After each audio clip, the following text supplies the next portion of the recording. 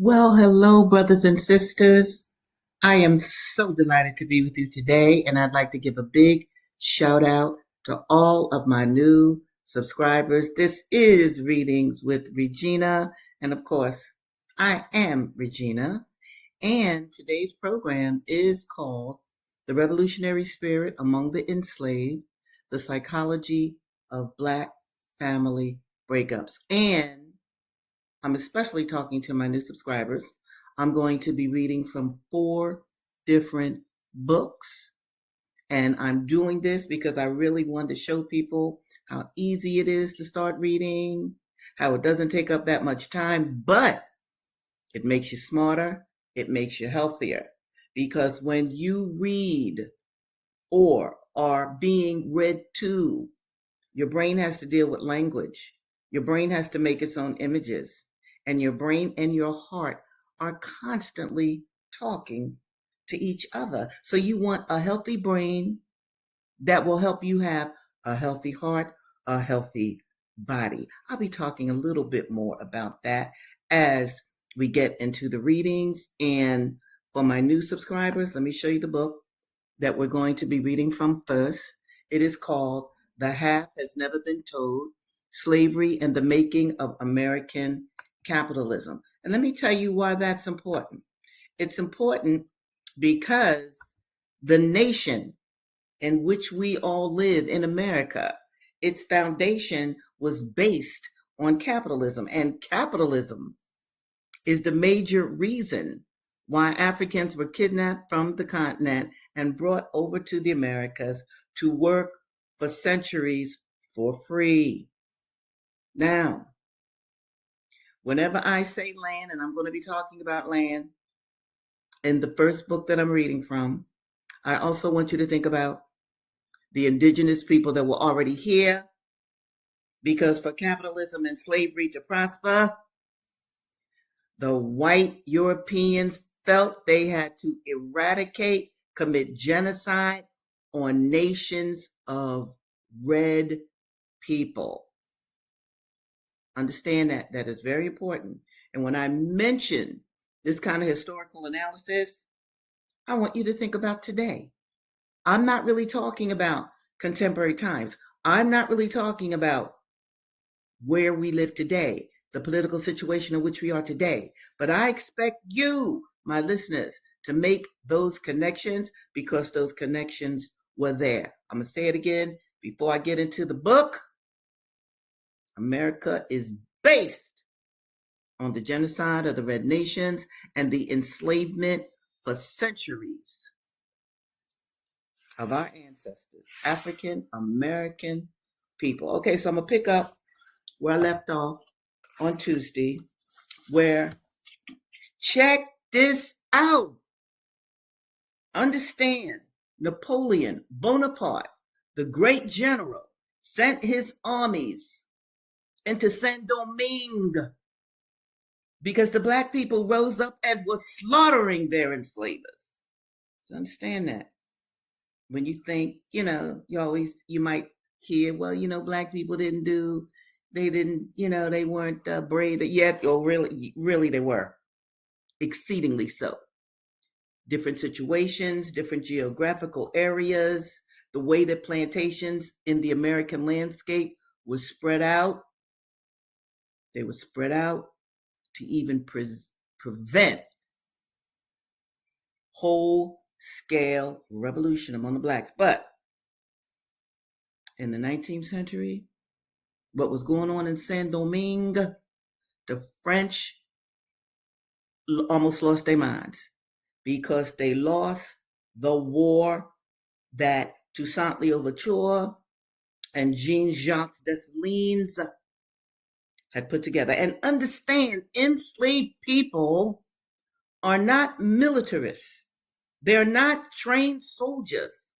So when I read to you that these brothers and sisters defeated the French, understand that the French, they were militarized. They had professional soldiers. So we talking about professional soldiers going up against enslaved people that actually taught themselves how to kill. They had that revolutionary spirit and they needed it. And they defeated the French. So here we go.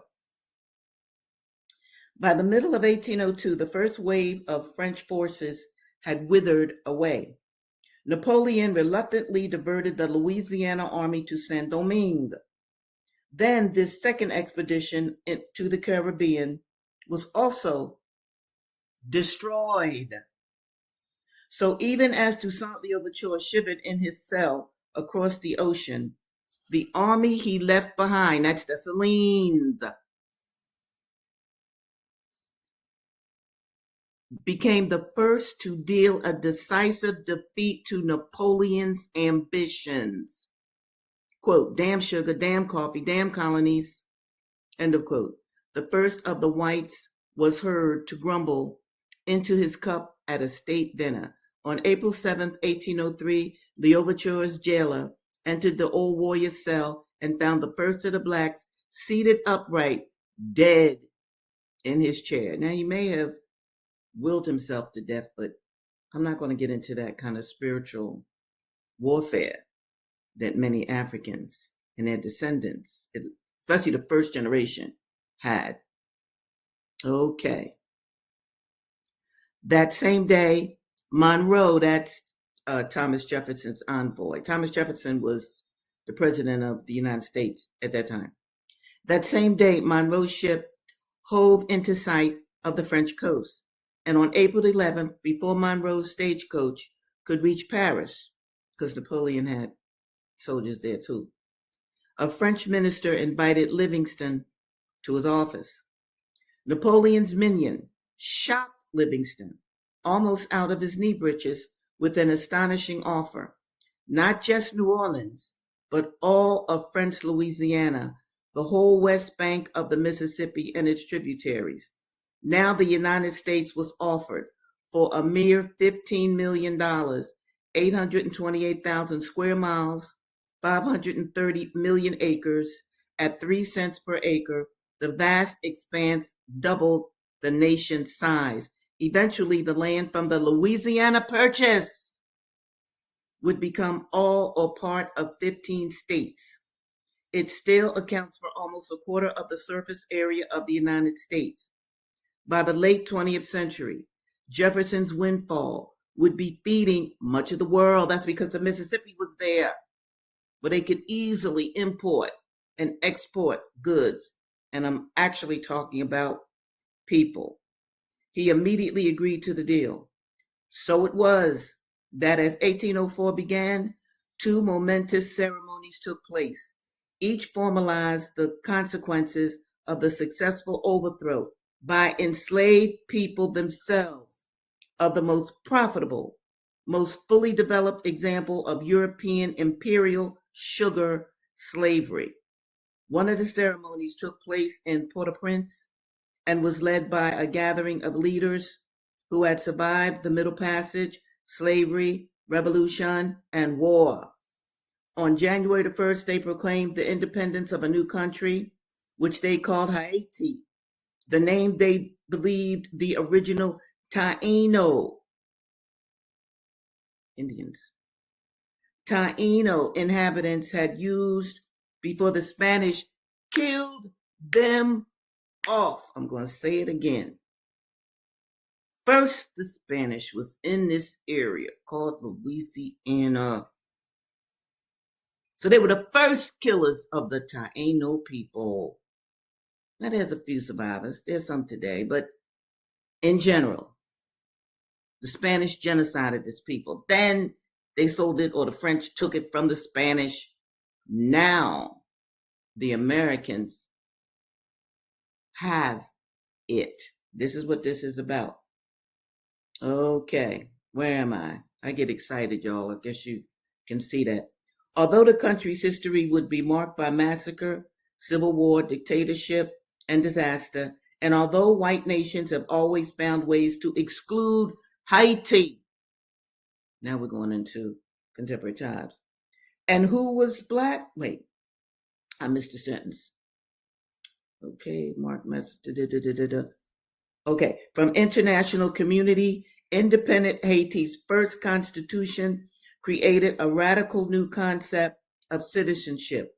Only Black people could be citizens of Haiti. And who was Black?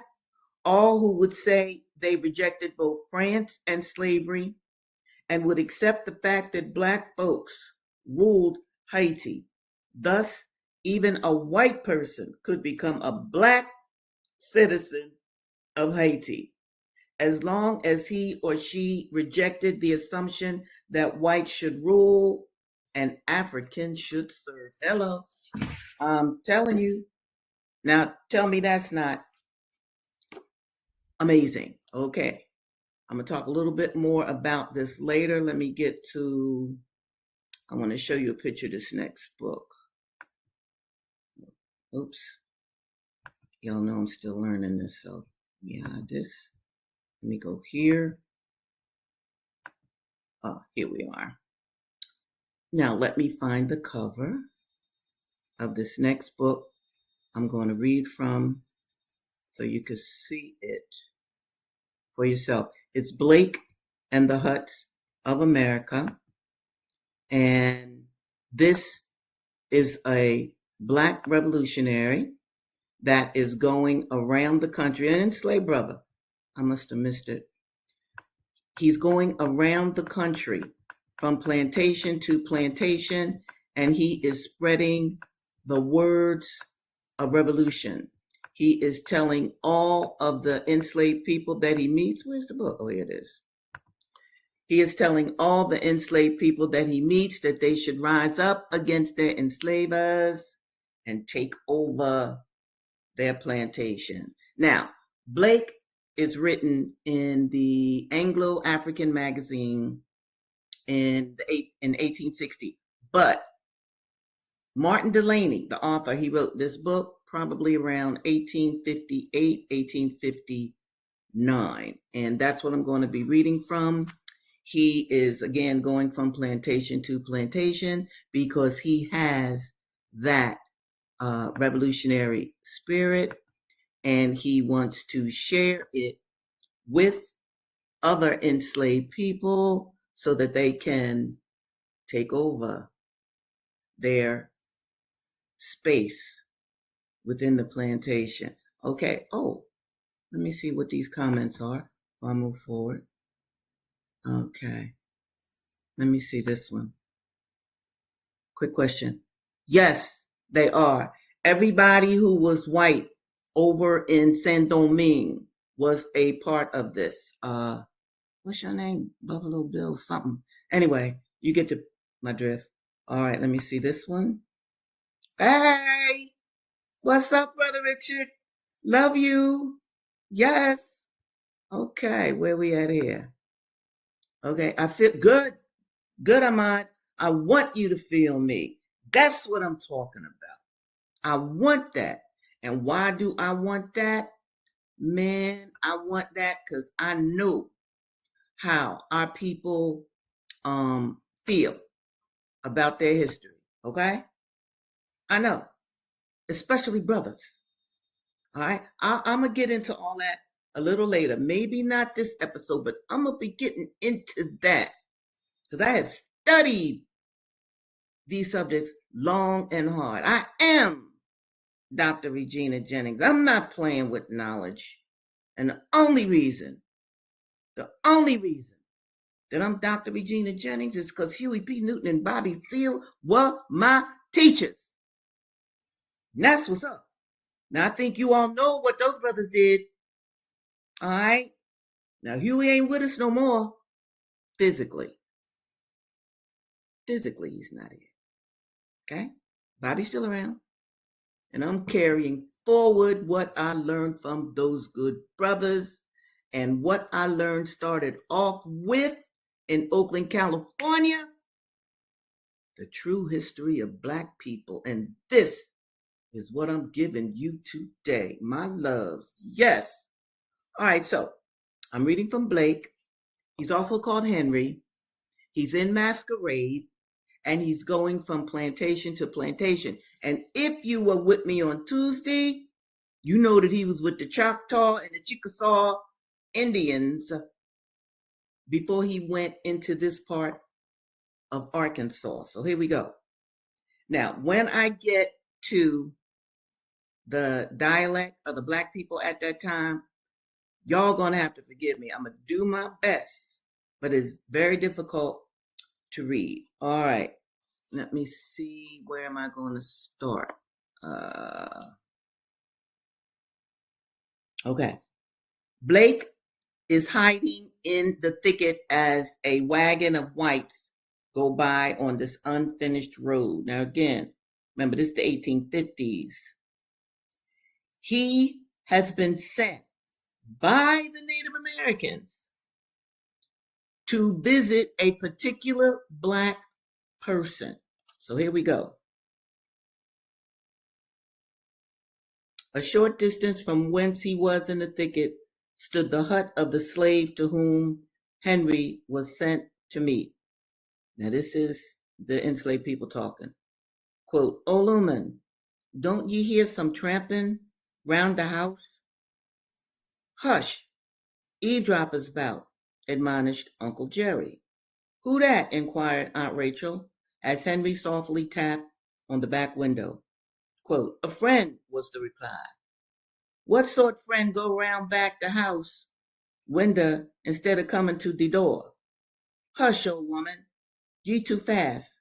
How you know this isn't a friend that come round to the door?" said the old man. Passing quickly around, the door was open. A blazing hot fire shining full in his face, the old man holding in his hand a heavy iron poker in the attitude of defense. "Is this you, my friend?" inquired Uncle Jerry, to whom Henry was an entire stranger. "Yes, Uncle, this is me," replied he. "God bless ye, honey. Come in. We didn't know 'twas you, child." "God bless the baby," added Aunt Rachel. "Old man, here you comin', and we've been looking all day for you. This evening I got some supper, and I didn't know if you were going to come." "How did you know I was coming, Auntie?" "Oh, honey, they tell us," replied she. "Who told you?" "The folks up there." "Up where?" "Up there among the Indians, child." "Indians told you?" "No, honey. Some the black folks. They all was going back and forward, and they learn a heap from them up there, and they make haste and tell us." "Can you get word from each other so far apart that easy?" "Yes, indeed, honey. Some of 'em all the time gone. White folks know nothing about it. Sometime some of 'em gone 2, 3 days and ain't missed by white folks. White folks think they in the woods chopping." "Why, that's the very thing. You're ahead of all the other states. You folks in Arkansas must be pretty well organized already." "What that ye mean, child? That organ, I mean by that, Auntie, a good general secret understanding among yourselves." "Ah, child, that they is. They comin' all the time. Old men hardly have time to eat mouthful when they come in the night.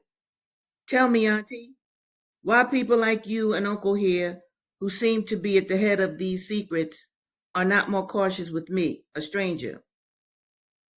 "Why, child, as soon as we put eye on you, we knows you. How come you think we gonna tell you so much when we don't know who you are?" "Sure, child, we ain't that big a fool." "Then you know my errand among you, Auntie." "Yes, yes, yes, my son, that we does. And we long been waiting for some such like you to come along. We thank God this night in our soul. We long been looking for you, child," replied Uncle Henry. Now, before I go on to Fred Douglass, let me just have you look. I want you to think about not only how these people talk, because they're illiterate, they can't read, they can't write. These are our ancestors. Boom. Now, notice how they can use their instincts to guide them. Nobody had to actually explain who Henry was. They knew. That's instinct. Also, notice how they had their own grapevine. Black people would learn from the Indians what was going on, what was to come. Then black people would spread it around. Dig! If an enslaver owned 50 to 100 slaves, he didn't see them every day. Even the overseer might not have seen them. So black people could move around clandestinely. This is what these people are saying. I also want you to recognize what these people who never laid eyes on Blake, what do they call him? Son, baby, honey. I still call my people brothers and sisters. We did that all throughout the 60s and 70s, hey, brother? Whether you was a stranger or not, this is what we said to each other. This is how unified we were. Okay? So I just wanted you to notice that back during in slavery times, you had honey, child, baby, son. Henry called these people, he had never met auntie, uncle. Those are terms of endearment, spreading the spirit of revolution, the spirit of unity among all black people at that time. Now, let me read Brother Fred. Now, this book was written, let me see if I can find it. This book was written in 1845 by Frederick Douglass, who indeed was an enslaved child who very clandestinely learned how to read and write because he was enslaved. That's old Fred as a young man. My version is Fred as an older gent. My book is quite old. Okay. So in any event, I'm going to read from him. And if you were with me on Tuesday, you know that Frederick's master died. When a master dies without a will, all of the slaves, all of his cattle, all of his pigs, all of his horses are brought together along with the people, evaluated for sale. Here we go. After the valuation, then came the division.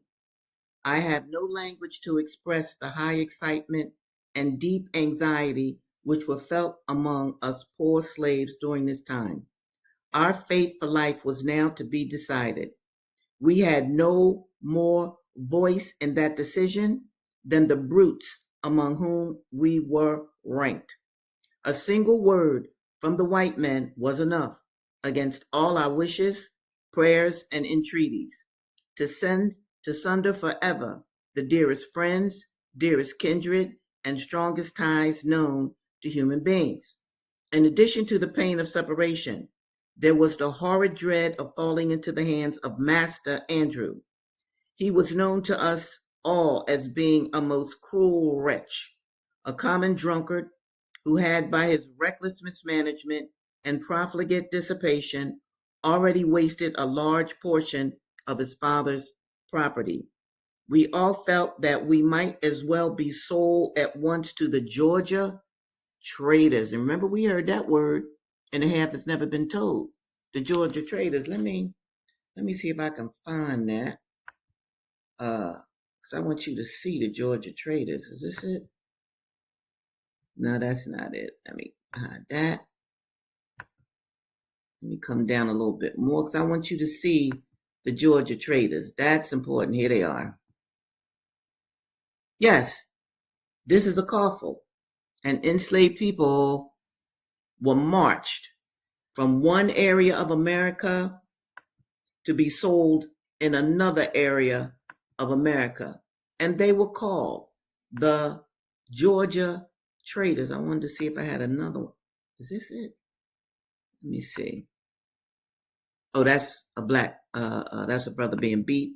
No, that's not it. But anyway, they were chained together in coffles. And they were moved. They were walked from one part of America to another part of America for sale. And this is what, oh, here it is. No, that's not it. This is it. This is what I wanted. That's the coffle that I wanted. These are men and women. The women are all the way in the back. You might not be able to see them well, but these are the Georgia traders. They are on horseback. See, they ride on horseback, but the enslaved people have to walk. And we are talking about thousands upon thousands of miles. It was dreadful. But in any event, you see they got a violinist in the front. Okay. This is just, it's hideous. But I wanted those of you who hadn't seen a coffle to at least see a coffle, because this is what young Fred is afraid of. Sold at once to the Georgia traders as to pass into his hands. For we knew that that would be our inevitable condition, a condition held by us all in the utmost horror and dread. I suffered more anxiety than most of my fellow slaves. I had known what it was to be kindly treated. They had known nothing of the kind. They had seen little or nothing of the world. They were in very deed men and women of sorrow and acquainted with grief. Their backs had been made familiar with the bloody lash, so that they had become callous. Mine was yet tender. For while at Baltimore, I got few whippings, and few slaves could boast of a kinder master and mistress than myself. And the thought of passing out of their hands into those of Master Andrew, a man who but a few days before, to give me a sample of his bloody disposition, took my little brother, listen carefully, took my little brother by the throat, threw him on the ground, and with the heel of his boot stamped upon his head till the blood gushed from his nose and his ears. These are the kind of white folks that owned our ancestors. All right. Now, the final book I'm going to share with you is written by William Wells Brown, and this is his narrative. William Wells Brown, 1853. He, like Fred Douglass, was an enslaved child. So I'm only going to read a little about this because I'm going to talk more about this as well. Let me see. I'm trying to. Okay, here you go. Why is my Sean at it, I think. Why is my reaction to the Georgia trader so visceral? I usually can control my emotion. Good. I'm you know what? I might not read William Wells today. I can do that next week. These questions need to be answered. Baby, let me tell you why. Okay? This is very emotional. First of all, you haven't heard it like I'm teaching it before. You haven't heard it like that. That's first. Secondly, this is terrible. This is awful. What happened to the black people in this country? And worse, when you hear speeches all throughout your life, when you go to school, all throughout your life, you don't hear it like this. Most teachers don't assign the half that's never been told. Okay? If they do teach Frederick Douglass, they're not going to teach it in the manner in which I'm teaching it. They're going to give you a lukewarm version of what happened during slavery. Now, I don't want to give a long speech here, but I want you to understand, I created this series because I know our people aren't getting the correct version of our history. And those kinds of atrocities have never been addressed. And what's worse, because I have studied this and I'm older than you, it is disgraceful how our politicians that we put in office, and I'm not even talking currently, I'm talking back during the 60s and 70s when we were tearing this country down and making demands. When that first group of politicians got in, do you think they addressed this that I'm telling you? Now you think you emotional, you see what Dr. Regina Jennings is, all right? You should be emotional. This is what happened to our people. This is not a movie. This is our real life experience. And let me even share this with you, my friend. We have ancestors. Whenever you feel uncomfortable about something or other, that emotion could be an ancestor talking to you.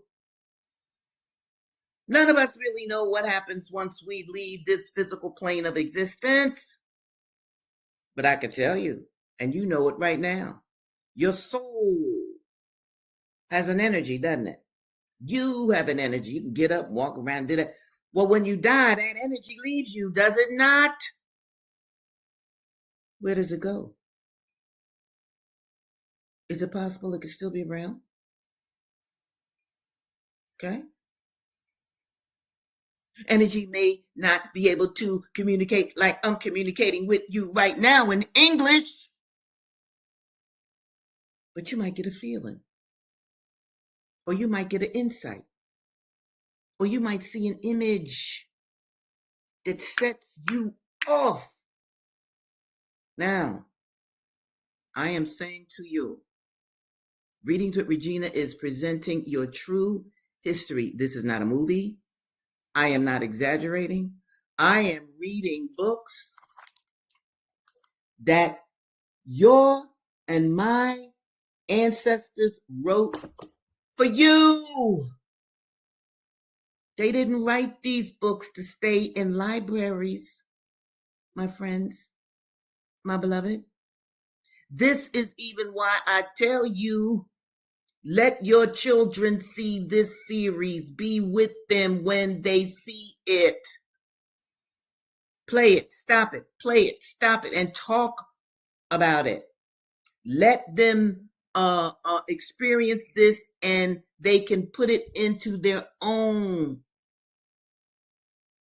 lexicon. They can have it with them when they're in school. They can even respond to certain things that they may hear in class in a way that is truthful and based upon the literature. 1845. Y'all weren't here. I wasn't here in 1845. 1853. I wasn't here in 1853. You weren't here in 1853. 1860. You weren't here in 1860. So what? You're not going to know your own history. I can't have that. I can't live with myself and have that. So this is why I've created this series. And I know that some of you, because you've written to me and I love it, love it, love it. You can go to my website, apanthersister.com, fill out a form, let me know who you are, and I'll get back with you. Now, those of you, though, who want to get to know me even more, buy one of my books on my website. I ain't going to tell you which one to buy. I love them all. I'm a writer. I'm working on one right now. 2 of my essays are going to be coming out very, very soon. I'll tell you more about that a little later. But buy one of my books. Write a review of the book on Amazon. Do that. That would be very nice if you did. Well, brothers and sisters, it is at the moment when I'm going to shut this episode down. But you saw the revolutionary spirit in Haiti. You saw the revolutionary spirit in Arkansas. You saw the revolutionary spirit in, New Orleans. You saw and listened to Black family breakups. and you got a pinch of the psychological trauma that Fred went through when his family was being broke up and a dirty, rotten, low-life enslaver smashed his baby brother. And what could Fred do, especially as a child? Now, I'm going to sign off with my love for you, my best wishes for you. And again, I want you to know that I pray for you every night and every morning when I awake. I want you to share this video. I want you to do what is necessary for the good while you are on this earth. And I look forward to seeing you next Tuesday. Same time, same place. All right. Let me see. I got another comment. Oh, thank you. Love that. Thank you. All right. Peace, y'all.